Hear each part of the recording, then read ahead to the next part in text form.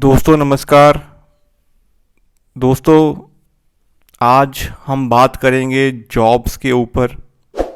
Government job के क्या योग होते हैं कुंडली में, ऐसे कौन सी ग्रह चाल होती है कि इंसान की जो अर्निंग है वो बहुत जल्दी अपनी उम्र की एज में आके कमाना शुरू कर देता है और कहीं ना कहीं एक अच्छे ओहदे की नौकरी जो होती है, सरकारी सेवाएं, वो भी अर्जित करता है दोस्तों।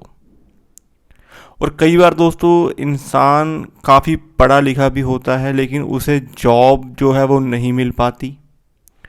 और तीसरी दोस्तों कंडीशन होती है कि इंसान जॉब कर रहा है, उसकी प्रमोशन नहीं हो पाती। तो इन सब चीज़ों को कुंडली के अकॉर्डिंग हम कैसे देख सकते हैं, ऐसे कौन से ग्रह होते हैं, कौन सी ग्रहों की युति होती है कि इंसान अपनी स्किल्स के द्वारा अच्छी अर्निंग और अच्छे लेवल की जो जॉब होती है उसे अर्जित करता है। दोस्तों अगर आप इस चैनल के ऊपर नए हैं तो चैनल को आप ज़रूर सब्सक्राइब कर लें और बेल को भी आप ज़रूर प्रेस करें। हमारे द्वारा जो भी वीडियोस आपको चैनल के ऊपर मिलती हैं उनकी नोटिफिकेशन आपको मिलती रहेगी। दोस्तों बात कर रहे हैं हम जॉब्स के ऊपर। तो कुंडली के अनुसार दोस्तों जो जॉब का जो हाउस होता है वो होता है 6th हाउस। दोस्तों छठे भाव से हमारी नौकरी, हमारी सेवाएं जो हम देते हैं किसी को कंपनी के रूप में, या हम मार्केट में जिन लोगों से हम बातचीत करते हैं, जो एक दायरा होता है दोस्तों किसी भी सर्कल का। छठे भाव से हम कंपटीशन एग्ज़ाम्स देखते हैं, इंसान के अंदर कितनी काबिलियत है, हाजिर जवाबी वो कितनी दे सकता है, हिसाब किताब उसका कैसा है, उसकी एक सेंस जो होती है, एक डीप सेंस जो होती है वो कैसी है। तो ये सब चीज़ें जो होती हैं दोस्तों वो छठे भाव से हम देखते हैं। दोस्तों छठे भाव में जो राशि है वो है कन्या, कालपुरुष के अकॉर्डिंग बुध की। और जो यहाँ पे पक्के घर के मालिक हैं वो हैं केतु। अब आप छठे भाव को अगर आप इस तरह से समझें कि छठा भाव भी कहीं ना कहीं अपॉर्चुनिटीज़ को, सेवाओं को करने का भाव बोला गया है। यहाँ पे राहु का असर जो होता है वो उच्च का होता है और यहाँ पे बुध केतु का असर जो है वो पक्का है। दोस्तों कुंडली के अनुसार लगन जो होता है वो आपका खुद का शरीर है, आपका व्यक्तित्व है, आपका बिहेवियर है। काल पुरुष के अकॉर्डिंग दोस्तों वहाँ पे कोई भी राशि हो, कोई भी लगन हो, लेकिन काल पुरुष के अकॉर्डिंग वहाँ पे जो लगन का जो कारक माना गया है वो है सूर्यदेव। क्योंकि राजा की गद्दी पे दोस्तों राजा ही बैठता है कुंडली के काल पुरुष के अकॉर्डिंग। जब हम शुरुआत करते हैं कुंडली की तो सूर्य कुंडली में जब तक आपके अच्छे होंगे, ऐसा इंसान अपने आत्मविश्वास, अपने कॉन्फिडेंस से जॉब्स जो होती है वो अर्जित भी कर लेता है और अपनी मेहनत के कारण एक अच्छी लेवल की डिग्निटी, सेल्फ रिस्पेक्ट जो होती है वो भी मेंटेन कर लेता है और अपने सीनियर्स के साथ तालमेल जो होता है वो भी अच्छा होता है। और ऐसे जातक को काफ़ी अवसर जो होते हैं नौकरी के वो मिलते ही रहते हैं दोस्तों, क्योंकि ये लगन के बैठे हुए सूर्य का ही प्रभाव होता है। तो दोस्तों अगर आपकी कुंडली में सूर्य देव कहीं ना कहीं अच्छे ग्रहों में बैठे हों, अगर आपकी कुंडली में लगन में ही सूर्य बैठे हों, वहाँ पे राशि कोई भी हो, लेकिन अगर लगन में सूर्य देव बैठे हों तो ऐसा जातक अपनी 21वें साल में जब एंटर करता है, 21 ईयर्स में जब एंटर करता है, तो गवर्नमेंट जॉब के जो रास्ते हैं वो उसके खुलने शुरू हो जाते हैं। ऐसे जातक के जो फादर होते हैं दोस्तों, पिता पक्ष जो होता है वो भी कहीं ना कहीं अच्छे लेवल की नौकरी कर रहे होते हैं या सरकार से कोई ना कोई बेनिफिट ऐसे जातक को मिलता ही मिलता है। तो सूर्य को हमेशा अच्छा रखना बड़ा ज़रूरी है। अगर आप किसी भी सेक्टर में जॉब कर रहे हों, स्पेशली अगर आप गवर्नमेंट एग्ज़ाम की तैयारी कर रहे हों, तो सूर्य को हमेशा अच्छा रखें। सूर्य के अंदर राहु का ग्रहण कभी ना लेके आएं। उनके जो विचार होंगे अपने अच्छे रखें, सात्विक रखें, आत्मविश्वास अपना अच्छा रखें और नॉन वेज, ड्रिंक, मांस, मदिरा, इन चीज़ों को कभी भी अडॉप्ट ना करें। अगर आपके लगन में सूर्य है, अच्छी पोजीशन जो है वो मानी गई है दोस्तों।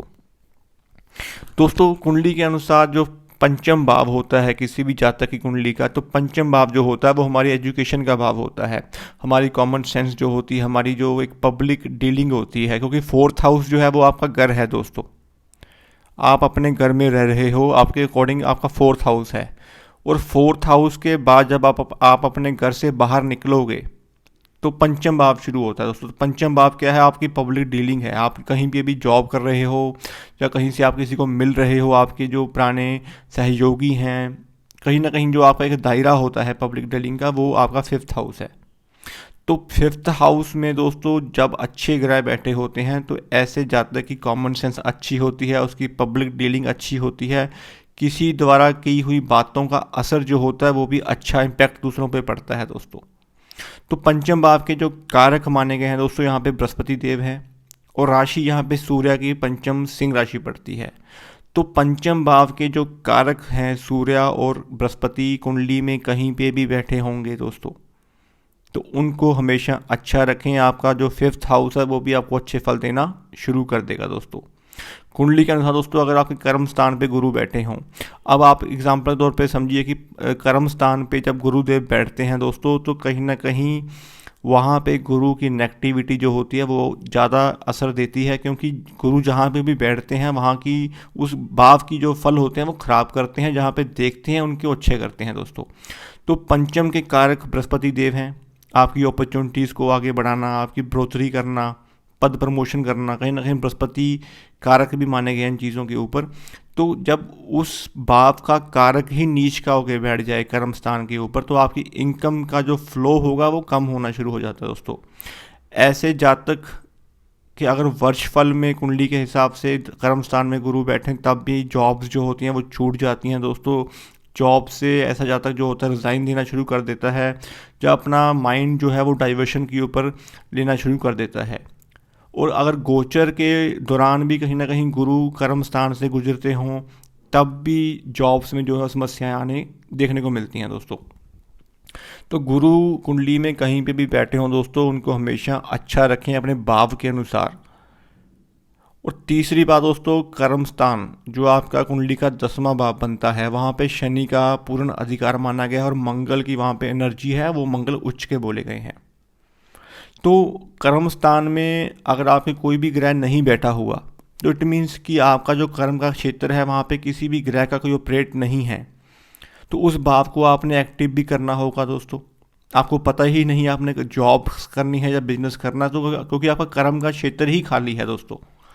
तो उस भाव को अच्छा करने के लिए आपको शनि के जो उपाय हैं उस भाव को जागृत करने के लिए करने पड़ेंगे। तो यहाँ पे अगर आपका 10वां भाव खाली हो तो आप 10 अंधों को खाना खिला सकते हैं। आप 10 अंधों को खाना खिलाएं, या 10 मज़दूरों को भी आप खाना जो है वो खिला सकते हैं। 6-6 महीने बाद आप करते रहें, या अपने नियर अबाउट बर्थडे के आसपास भी कर लें। तो कहीं ना कहीं आपको इस उपाय के करने के बाद अच्छे परिणाम जो है वो मिल सकते हैं दोस्तों। तो दोस्तों कुंडली के अनुसार सूर्य गुरु को अच्छा रखना बड़ा ज़रूरी है, कर्म के क्षेत्र को अच्छा रखना बड़ा ज़रूरी है। अगर आपका कर्म क्षेत्र खाली भी हो तो आप इस उपाय द्वारा उस भाव को भी एक्टिव कर सकते हैं दोस्तों। प्रॉब्लम्स जो जॉब्स में आती हैं उसका मेन जो कारण होता है वो होता है राहु का, क्योंकि राहु आपके विचार हैं। अब जब राहु कुंडली के अनुसार लगन में आकर बैठ जाएं वर्षफल में गोचर में, तो कहीं ना कहीं सूर्य को ग्रहण लगता है। सूर्य है आपका आत्मविश्वास, आपका कॉन्फिडेंस, आपका मान सम्मान, आपकी नौकरी है। तो झूठे एलिगेशन आपके ऊपर लगने शुरू हो जाएंगे, और कहीं ना कहीं आप खुद कहीं ना कहीं उस चीज़ को छोड़ने के लिए जॉब से रिज़ाइन देना शुरू कर दोगे। जो आपका माइंड जो होगा वो बिजनेस की तरफ अट्रैक्ट होना शुरू हो जाएगा। तो राहु को हमेशा अच्छा रखें, जहाँ पे भी कुंडली में राहु देव बैठे हों उनके उपाय करते रहें, और सूर्य को बलवान करते रहें दोस्तों। तो इस चीज़ के बाद आपको अच्छे परिणाम जो है वो मिल सकते हैं। कुंडली में प्रमोशन का ना होना या प्रमोशन का रुक जाना या काम अड़क जाना दोस्तों, तो उनके पीछे जो लॉजिक होते हैं वो होते हैं सूर्य और राहु का ग्रहण। कुंडली में जब कहीं भी सूर्य राहु की टक्कर होगी, सूर्य राहु की युति होगी, या सूर्य शनि की युति होगी, या पंचम में शनिदेव बैठे होंगे, तो ऐसे जातक की जो प्रमोशन होती है वो ड्यू हो जाती है दोस्तों, प्रमोशन हो नहीं पाती। काफ़ी लंबा समय ऐसा जातक नौकरी में रहता है, लेकिन प्रमोशन की जब बात आती है तो प्रमोशन किसी और को मिल जाती है दोस्तों। ऐसे जातक की कुंडली में अगर इस तरह की युति बनी हो तो कुंडली के अनुसार उस युति के भी आपको उपाय करने बड़े ज़रूरी हैं दोस्तों। दोस्तों अगली कंडीशन हम बात कर रहे थे कुंडली के अनुसार जॉब्स में समस्याओं का बेसिक जो कारण होता है वो मैंने अभी आपको बताया कि सूर्य को अच्छा रखना बड़ा ज़रूरी है। तीसरा जो मेन कारण दोस्तों होता है कुंडली में बुध ग्रह का अच्छा होना।